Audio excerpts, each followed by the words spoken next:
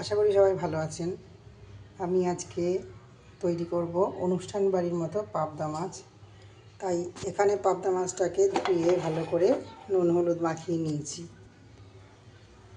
এখানে আমি একটা বাটি নিয়ে নিয়েছি, এতে দিয়ে দিলাম 1 চামচ মতো কালো সর্ষে, আর দিয়ে দিচ্ছি 1 চামচ মতো সাদা সর্ষে।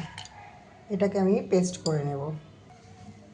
এর সঙ্গে আমি কিছুটা পোস্ত দিয়ে দিলাম। এবার এটাকে জল দিয়ে একটু সময় ভিজিয়ে রেখে তারপর এটা আমি পেস্ট করব। কড়াইটা গরম হয়ে গেছে, এবার আমি কড়াইতে দিয়ে দিচ্ছি সর্ষের তেল।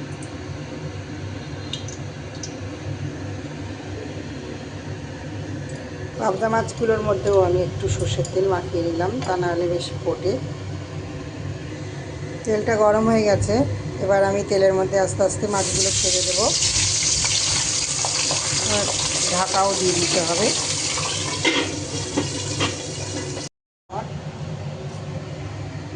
এবার এই তেলের মধ্যেই দিয়ে দেব ফোড়নের কিছু কাঁচা লঙ্কা, আর দিলাম একটু কালো জিরে, আর দেবো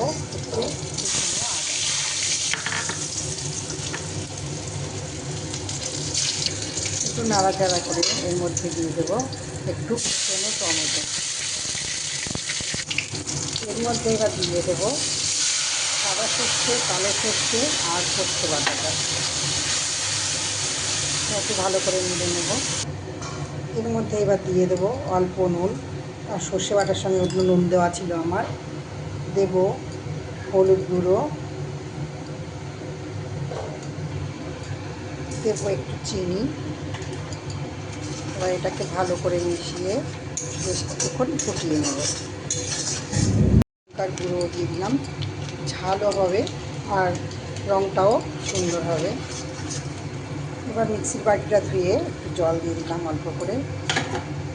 ফুটে উঠেছে, এবার আমি এর মধ্যে দিয়ে দেব মাছগুলো।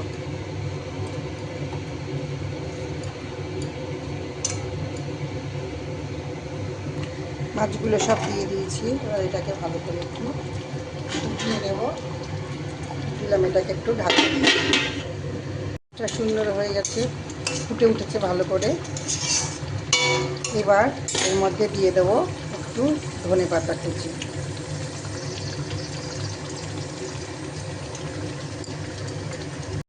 আমার অনুষ্ঠান বাড়ির মতো পাবদা মাছের ঝোল রান্নাটা তোমাদের যদি এই রেসিপিটা পছন্দ হয়ে থাকে তাহলে অবশ্যই কমেন্ট করে জানিও, আর বাড়িতে অবশ্যই ট্রাই করো। সবাই ভালো থেকো, সুস্থ থেকো। ধন্যবাদ।